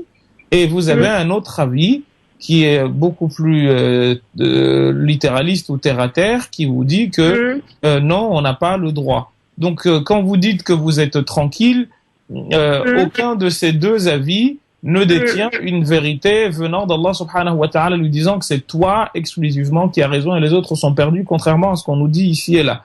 Ce sont des efforts de compréhension de fiqh de gens qui ont fait beaucoup de recherches sur la question et qui aujourd'hui sont exposés. Vous prenez de ces deux avis celui avec lequel votre conscience est le plus apaisée, chère sœur, mais on n'a pas à aller dire aux uns et aux autres. Ceux qui ont fait ces fatwas ne sont pas des gens qui ont intérêt à ce que les gens aillent manger du halal haram ou qui seraient sponsorisés par les banques. Ils ont aucun intérêt à ce que les choses se fassent ainsi. Leur seul intérêt, c'est comment concilier le respect de l'esprit de ce que Dieu nous demande avec les besoins qui sont les nôtres. Voilà. D'accord. Voilà. Alors le deuxième avis pour la musique, cher Imam Mohamed, est-ce que la musique est illicite? Voilà. À vrai dire, c'est une question qui aujourd'hui me fait mal en 2016 que nous nous posions ces questions-là. Pour être honnête avec vous, moi ce que je déplore depuis le début et partout où je passe, c'est l'honnêteté intellectuelle des gens qui parlent des sujets en relation avec l'islam. Moi, j'ai pas d'esprit partisan. Je viens de vous répondre en vous donnant deux avis. Je ne comprends pas pourquoi, en étant honnête et en étant véritablement formé en sciences religieuses, on a une difficulté quelconque à dire ce que nous savons sur la question ou ce que nous ne savons pas sur la question. Vous savez ce que je m'apprêtais à faire? Une personne, il y a un instant, m'a posé une question sur la possibilité de donner zakat à son enfant. Et je lui ai répondu en m'appuyant sur un avis qui est un avis très célèbre, c'est un avis qui est partagé de tous, mais je me suis rappelé que j'ai pas fini la réponse, donc j'allais, en espérant que la personne nous entende, lui dire que il y a un autre avis chez les Shafi'ites, mais également chez les Malikites et chez les Hanbalites, qui vous dit, et c'est certains Hanafites également, qui vous dit que quand vous avez un enfant, quelqu'un qui travaille déjà, donc qui n'est pas sous votre responsabilité, parce que comme le dit Al-Bajouri dans son Hashia, lorsque la personne travaille, l'enfant travaille, il n'est plus sous la responsabilité de son père, et que cette personne se trouve endettée, on peut lui donner zakat, et ceux qu'il s'agisse d'un père ou d'un enfant, ce qu'on appelle l'asl ou ce qu'on appelle le far', c'est-à-dire un ascendant ou un descendant. Autrement, j'aurais pas bien dormi. Et pourtant, j'aurais pu me contenter de la première réponse. Eh ben voilà, et j'espère qu'il a entendu alors. Alors concernant la question de la sœur, Shir.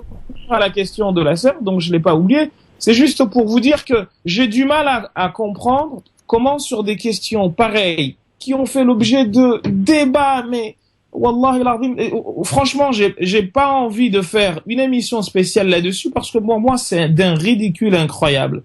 Qu'en 2016, nous nous posions des questions pareilles et que ça fasse l'objet de débats, les indices ci, les indices ça. C'est une question qui a fait l'objet de tous les débats du monde. Depuis la nuit des temps, des gens comme l'imam Hassan al-Attar, qui était Cheikh al-Azhar, un grand savant de l'islam au 19e siècle, vous dit que celui qui regarde un ruisseau, un fleuve, un cours d'eau couler, et qui en même temps regarde la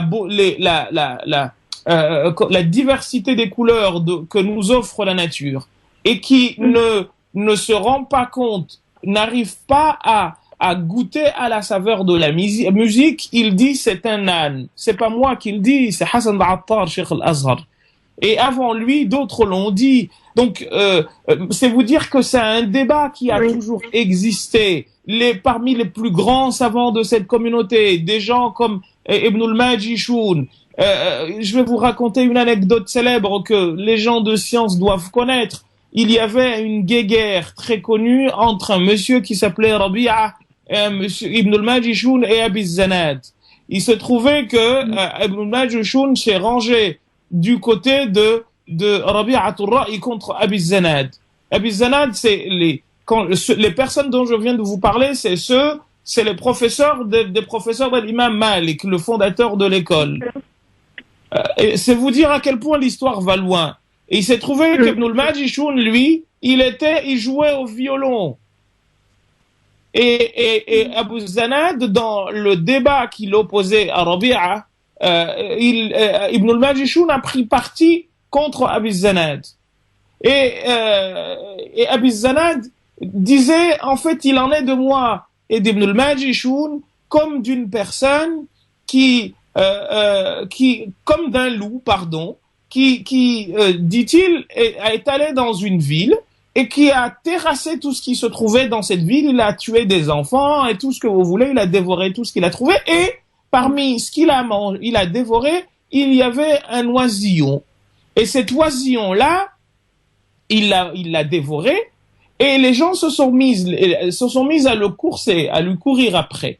Le loup court. Et pour se sauver, bien entendu, parce qu'on allait lui faire la peau, il se retourne et il trouve que tout le monde, tous ceux qui le poursuivaient, se sont arrêtés. Il en reste une seule personne. C'est quoi? C'est qui, pardon? C'est la personne dont il a dévoré l'oisillon. Et le loup se serait arrêté, dit Abi Zanad. Il dit, moi je peux comprendre, il interroge la personne, parce que interpellé, interloqué, en lui disant, mais attendez, moi je peux comprendre que j'aurais compris que ceux dont j'ai dévoré les enfants me suivent et ne me lâchent pas. Mais toi, tu me suis, tu risques ta vie juste parce que je t'ai mangé un oisillon, c'est extraordinaire. Et Abi Zanad de dire, mais je n'ai pas cassé à Ibn al-Majishun, je ne lui ai pas cassé son darbouka, son tambour, et je ne lui ai pas cassé son oud. Vous vous imaginez? Donc, c'est quelque chose qui ça date pas d'aujourd'hui. Et les divergences là-dessus sont légion. L'imam al-Mawardi, un des plus grands savants de l'école shafi'ite, recueilli quasiment, il dit que les 4 imams ne disaient pas d'interdiction au sujet de la musique. Ce qui fait qu'aujourd'hui, on apparente des choses à l'imam al-Shafi'i qu'il n'aurait pas dites. C'est un sujet, mais le but c'est quoi dans tout cela? On vient de découvrir je ne sais quelle molécule qui s'appelle graviton par rapport à la gravitation et on est en train de parler de quoi? On est en train de parler de musique et de la taille de la barbe, du nombre de poils qui doivent la composer. Non, si vous voyez des gens se lancer dedans, ne leur faites même pas attention. Laissez couler. La musique, il y a donc 2 avis. Moi qui vous parle, ma musique à moi, c'est Abdel Basit Abdel Samad. Mais je ne vais pas vous dire que celui qui écoute une musique et qui s'adoucit par une musique, vous savez que dans les hôpitaux de Bagdad, nous dit-on dans certains livres, il y avait un département de musicologie dans lequel on mettait des personnes que l'on guérissait par la musique. Donc, on peut rentrer dans beaucoup de détails là-dessus, et les hadiths qui parlent de musique, il y a une grande part de savants qui vous disent que ces hadiths-là, il n'y a aucun hadith sahih dans le domaine, mais d'autres peuvent considérer sahih, mais aucun d'eux n'a été considéré comme authentique à 100%, qui n'a pas été l'objet de critiques de la part de... J'ai du mal à comprendre pourquoi en 2016, on est le 11 mars 2016, que cette question me soit posée témoigne du niveau de maladie dans lequel se trouve notre communauté, ma sœur. Et c'est pas contre vous, c'est que ces questions-là pour aujourd'hui soient posées. Moi, je vous pose la question parce que voilà, à chaque fois on me le dit, et puis voilà, c'était pour savoir, pour avoir là, je vous ai donné, chère sœur, je ne vous dis pas d'écouter la musique ou de ne pas l'écouter, faites ce que vous voulez, mais ceux qui vous parlent d'une chose en vous disant c'est haram, dites-leur que ce sont des menteurs avec un M majuscule, parce que ils ne donnent pas les 2 avis. Si eux, ils sont convaincus que c'est haram, c'est leur droit, mais ils n'ont pas le droit de dire que les autres qui écoutent la musique n'ont pas également un avis qui n'est pas faible du tout, parce qu'il y a des gens dessus, de très grands noms, s'ils le veulent, qui viennent et on les leur donnera. Et après, c'est un débat, mais j'ai même pas envie de m'inscrire là-dessus. Franchement, moi, c'est des choses qu'on faisait quand on avait 6 ans, on jouait au billes, on se disait, toi, moi, je suis plus fort que toi. Et pas 2016 revenir avec des questions pareilles. C'est malheureux, franchement. C'est malheureux. Et je n'arrive pas à comprendre l'esprit partisan qui occupe certains parmi nous au point de considérer comme vrai que ce qu'on nous a appris ou que ce dont nous sommes convaincus et tout ce que disent les autres, c'est acheté parce que c'est malhonnête. Ça existe. Les avis existent qui vous disent que la musique, elle n'est pas interdite, il n'y a pas d'instrument de musique interdit. Même si tu as lu un hadith, amène ton hadith, on va casser sa chaîne de transmission, où le texte va être constitué ou considéré comme constitué d'antagonisme. Mais en fait, ce qui est fou, c'est que tu viens, tu te dis, ah ben moi, ce que je dis, c'est comme ça. Oui, mais en fait, avant que tu vois ça, d'autres l'ont vu avant toi et en ont parlé. C'est des sujets qui ont fait l'objet de débats qui sont plus... L'imam al-Ghazali, il est mort aujourd'hui, on est en 1437, et l'imam al-Ghazali, il est mort en 505. Il a, dans Ihya Ulumuddin, il a abordé cette question en permettant la musique. Ibn Hazim, il est mort il y a plus de 1200 ans, près de 1100 ans aujourd'hui. Qu'est-ce que vous voulez qu'on vous dise? Des fois, on se dit que ça continue comme ça. Eh ben voilà, en tout cas, ma sœur, pour votre réponse. C'est moi qui vous remercie de votre appel, et puis je vous dis à très très bientôt. N'hésitez pas à nous rappeler. Merci, à bientôt. À bientôt. Au revoir. Merci Nora. À bientôt. Merci. Salut, 0892 23 99 50, étoile est le choix numéro 1 pour poser vos questions à l'imam Mohamed Bajrafil. Alors on a un autre auditeur dont j'ai oublié le prénom. Salam alaikum, cher frère. Alaikum salam wa rahmatullahi wa barakatuh. À vous, à tous les auditeurs. Merci. Sali, voilà. De Tremblay en France. Tfaddal akhi, l'imam Mohamed Bajrafil vous écoute. Barakallahu fikoum. Assalamu alaikum, Mohamed Bajrafil. Wa alaikum assalam wa rahmatullahi ta'ala wa barakatuh. Je voulais vous féliciter pour votre livre que j'ai acheté il y a plusieurs semaines de cela, que j'ai emmené avec moi en Thaïlande et qui m'a accompagné entre l'avion et les séances de plage. Merci à vous. Je l'ai trouvé un peu technique sur certains sujets. Peut-être qu'à une autre occasion, on aura l'occasion d'en parler. Mais en tout cas, c'est très instructif et très prometteur, j'espère, pour l'avenir. Inch'Allah. En tout cas, j'ai essayé de faire comme j'ai pu. J'ai vraiment essayé d'être le moins technique possible. Croyez-moi, je me suis retenu. Parce qu'il y a... J'imagine, rien qu'à vous écouter quelquefois, on sent qu'il y a du savoir et de l'envie d'accompagner tous ceux qui sont un peu des érudits, qui veulent avancer sur ce chemin. Donc, barakallahu fik encore. Je vous appelais ce soir pour une question sur la prière de consultation. Dans le cadre d'un nouveau challenge professionnel, étant donné qu'aujourd'hui je considère que je suis arrivé au bout d'une aventure au sein de mon entreprise. Au-delà de tout ce qui est vraiment très basique, théorique, la fameuse balance, le pour, le contre, j'aurais voulu avoir des indications de votre part sur la prière de consultation, comment ça se passe, comment procéder et comment elle peut m'aider à faire un choix que je dois faire dans les prochaines semaines. Barakallahu pour votre réponse. Avec plaisir. Merci beaucoup. Alors, la prière de consultation, c'est une prière déjà veut dire invocation. Et une prière de consultation, le prophète sallallahu alayhi wa sallam nous l'a apprise afin dans notre quête de sens, de tout le temps établir des ponts entre ce que nous voulons entreprendre et notre foi en Dieu. Et c'est pour cette raison que après 2 raka'at que l'on fait, 2 unités de prière, on commence ainsi. Allahumma inni astakhiruka wa astaqdiruka. Ça veut dire quoi? Istakhara veut dire en fait demander à une personne de choisir pour nous, pour faire simple. Parce que à la wazn istaf'ala, c'est qu'on demande que quelque chose soit fait pour nous. Et on demande à ce qu'Allah subhanahu wa ta'ala, en l'occurrence, parce que là on parle de termes de khiyar, en termes de choix, qu'il nous choisisse ce qui est bon, fi dini wa dunyai wa ajili wa ajili, dans ma vie au quotidien, dans ma religion, dans ce bas monde, dans l'au-delà, dans la vie présente et la vie future, dans le futur. Si cette chose-là est bonne, eh bien, faqdirhu li, facilite-la moi et fais en sorte qu'elle m'arrive.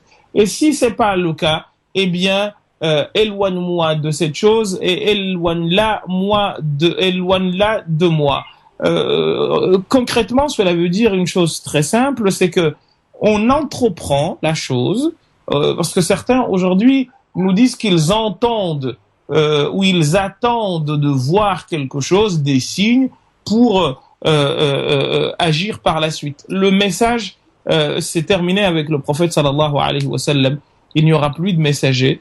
Salatul istikhara veut dire que nous demandons à Allah subhanahu wa ta'ala, nous l'invoquons de nous orienter dans cette entreprise nouvelle, et ensuite on lui demande de nous la faciliter ou de nous la rendre impossible si bien entendu notre bien ne s'y trouve pas. Donc on ne fait pas salat al-istikhara en attendant une révélation quelconque, parce que la révélation s'est arrêtée. En revanche, nous faisons salat al-istikhara pour que, si Dieu exauce nos vœux, eh bien, si notre bien s'y trouve, qu'il nous le facilite. Si en revanche il ne s'y trouve pas, il arrête l'aventure, car souvent on peut être intéressé par des choses qui s'avèrent mauvaises pour nous, comme l'inverse également est vrai. Eh ben voilà, monsieur, pour votre réponse.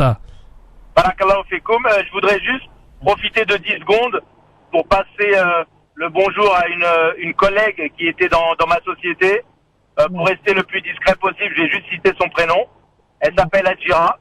Et donc si jamais elle écoute, j'espère qu'elle va bien, que son nouveau challenge s'avère prometteur pour elle, et qu'Allah l'aide dans tout ce qu'elle devra faire.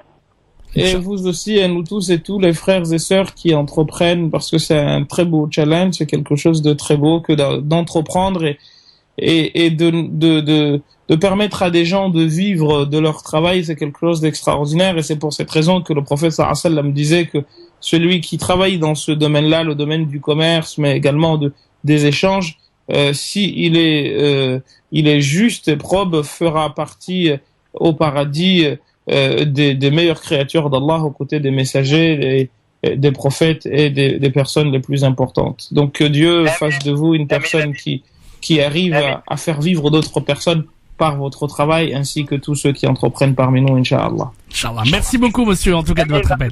À bientôt. Au revoir. Alaykoum salam. On va revenir dans un instant pour la suite et fin de l'émission Parler Islam avec les derniers appels. 0892 23 99 50 étoiles et le choix numéro 1. Et puis, nous retournerons du côté de Lille dans une petite seconde, du côté du lycée Averroès, et ce dîner solidaire dans un instant avec Tarek Mami, cher Imam Mohamed, ne bougez pas. On revient dans un instant pour la suite et fin de l'émission Parler Islam. France Maghreb 2, France Maghreb 2. Parler Islam. Parler Islam.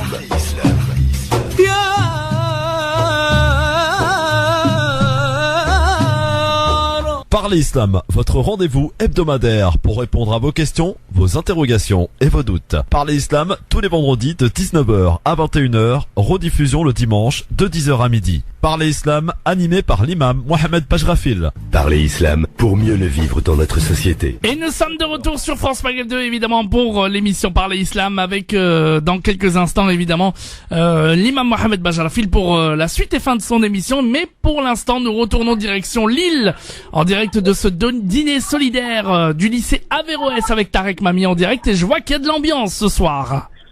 Merci, Medjed. Donc, nous sommes en direct du lycée Averroès à Lille, avec une chorale. Alors ça pourra toujours surprendre ceux qui vont écouter cela.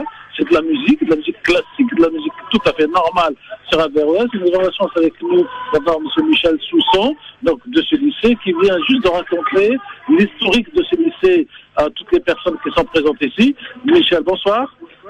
Alors justement, un petit mot sur cette historique de ce lycée qui aujourd'hui s'agrandit, en tout cas cherche à s'agrandir, puisque ça a commencé avec une vingtaine d'élèves, et là, vous visez 1 millier d'élèves pour faire ça. L'année prochaine, on sera à peu près 850 élèves. L'idée est partie il y a 22 ans.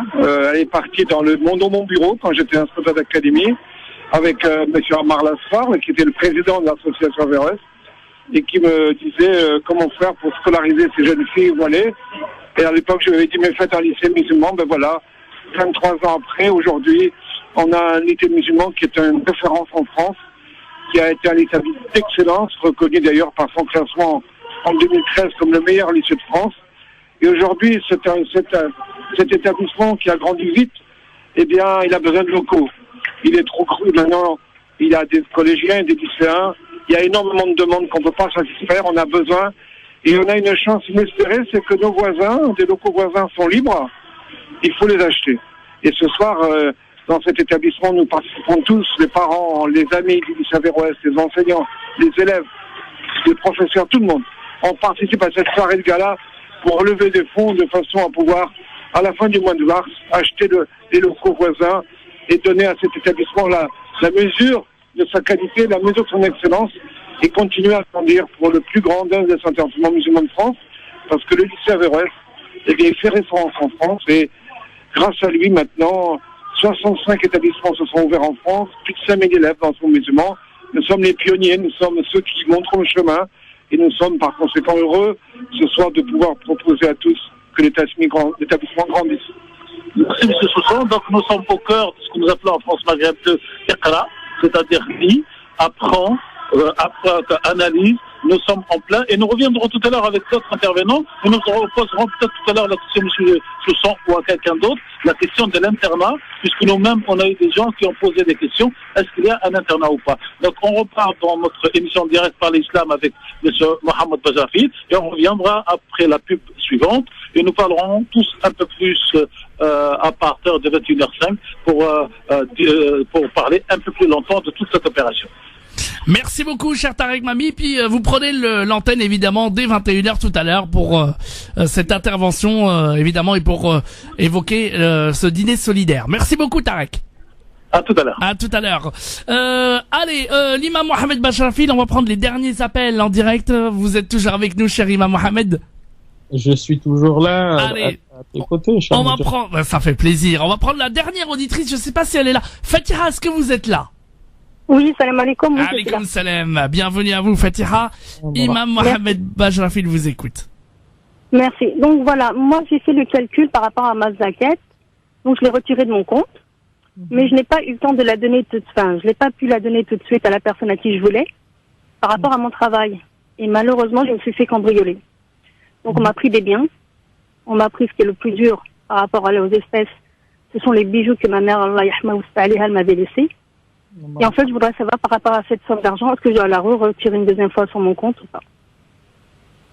C'est-à-dire la retirer, j'ai pas bien compris. Est-ce qu'elle doit la retirer sur son compte On m'a cambriolé, on m'a pris toutes les espèces que j'avais chez moi. On m'a mis ma maison, mon appartement, on me l'a retourné. Donc je voudrais savoir cette somme-là, vu que je l'ai pas donnée à la personne, elle a été volée. Est-ce que vous avez besoin de cet argent ou pas, madame? Non, ça va, alhamdoulilah. L'argent, les espèces, ça revient. Mais le plus dur, c'est les bijoux de ma maman, Allah yahma. J'ai déjà du mal à m'en sortir depuis son décès. Et franchement, alhamdoulilah, mais j'avais pas besoin de ça. Moi, c'est par rapport à cette somme, je veux savoir si je dois vis-à-vis de Allah. La somme a été volée aussi? Apparemment, la somme a été volée. La somme a été volée, madame, c'est ça? Tout à fait, oui, tout à fait. C'est-à-dire, on m'a cambriolé, mais on m'a pas pris que les espèces, on m'a pris plein de choses. Et moi, le reste, c'est du matériel. Maintenant, c'est par rapport à Non, vous n'avez pas à la donner une deuxième fois. C'est comme quelqu'un qui a prêté de l'argent à quelqu'un. Et si un jour la police vous remet l'argent, vous donnerez. Mais si vous ne l'avez pas, marliche, il n'y a pas de problème. C'est comme quelqu'un qui a de l'argent, qui a prêté de l'argent à quelqu'un, même si les écoles ont divergé là-dessus, sur comment ni quand il va donner.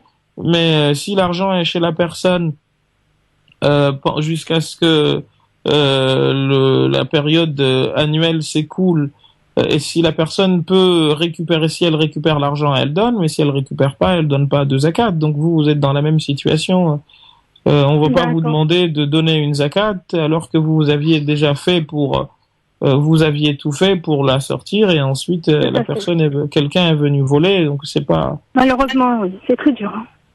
Je vous dire, je souffre. Ça s'est passé il y a 15 jours. Mais le plus dur, c'est pas l'argent, comme je vous dis, même le matériel. On m'a volé des DVD, on m'a volé des appareils photo, un appareil photo numérique. Mais ne vous inquiétez pas, en revanche, waqa al-ajr, incha'Allah. Parce que l'essentiel, c'est l'intention, vous l'aviez faite. L'intention et l'action, vous l'aviez faite, alors. Non, c'est comme si vous aviez donné zakat, en tout cas. D'accord, bah écoutez, je vous remercie. Je vous remercie de votre appel, madame, et à bientôt et bon courage. C'est moi. Merci, au revoir. Au revoir. Imam Mohamed Bajrafil, c'est sur cette question que nous allons clôturer cette émission Parler Islam aujourd'hui. Ça passe extrêmement vite et il y a encore d'autres auditeurs que malheureusement nous ne pourrons pas prendre au téléphone aujourd'hui, mais bien entendu pour une émission prochaine. Et donc, bien entendu, on vous laisse conclure cette émission Parler Islam, cher Imam Mohamed Bajrafil. Eh bien, le mot de la fin, c'est de dire que comme je disais tout à l'heure, et je n'aurai de cesse de le répéter, nous avons un devoir d'honnêteté intellectuelle qui exige que, bien quand on parle de questions de fiqh, que nous les abordions et les traitions comme de la manière la plus neutre qui soit. Nous présentons les avis et ensuite on cache rien à personne, mais de venir dire ceci est interdit alors qu'on sait pertinemment qu'il existe d'autres avis, c'est un mensonge. Et le prophète sallallahu alayhi wa sallam nous a dit que quiconque apprend une chose et la cache, le jour du jugement, Dieu lui mettra un harnais d'enfer. Voilà ce que j'aurais aimé que tout le monde nous entende, et c'est pour ça, disons que tout à l'heure, pas sous l'excès de la colère, mais par dépit, j'ai dit que celui qui dit que la musique est interdite, mais qui en même temps ne dit pas à la personne qu'il existe d'autres avis de savants qui ne sont pas ignorants, qui sont pas moins connaisseurs de l'islam. Croyez-moi, l'imam al-Ghazali n'a rien à envier à tous ceux qui sont venus par la suite après lui. Ibn al-Majishun n'a rien à envier même à l'imam Malik. Ces gens-là, al-Mawardi n'a rien à envier à ceux qui ont dit que c'était haram.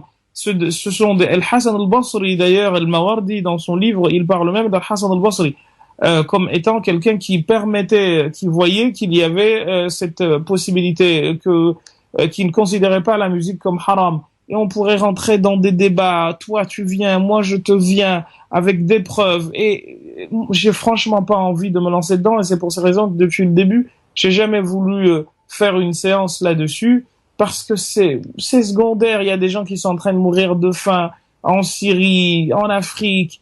On n'a rien d'autre à faire que de nous prendre crêpe et le chignon sur des broutilles pareilles, que celui qui a envie d'écouter de la musique, qu'il l'écoute, et celui qui n'en a pas envie, qu'il ne l'écoute pas. La musique interdite, c'est celle où il y a des grossièretés, mais les grossièretés d'elles-mêmes sont refusées par toute civilisation et toute culture. Voilà, sur ces mots, c'est sur ces mots que je voudrais finir notre émission, en espérant, Inch'Allah, qu'on se retrouve très bientôt, Inch'Allah, cher Moujahid. Toujours, très bientôt. Toujours un plaisir de te retrouver. Merci beaucoup, cher Imam Mohamed, et moi aussi. Et j'espère vous retrouver très très vite sur l'antenne de France Maghreb 2 pour l'émission Parler Islam. Et je vous souhaite une bonne semaine, cher Imam Mohamed. À toi aussi, mon frère. Salam alaikum. Alaikum salam. Allez, il est 21h, un petit peu passé. Et dans un instant, on va revenir avec Tarek Mami en direct de Lille. France Maghreb 2, France Maghreb 2. Sur 99.5 FM, sur 99.5 FM à Paris et toute sa région.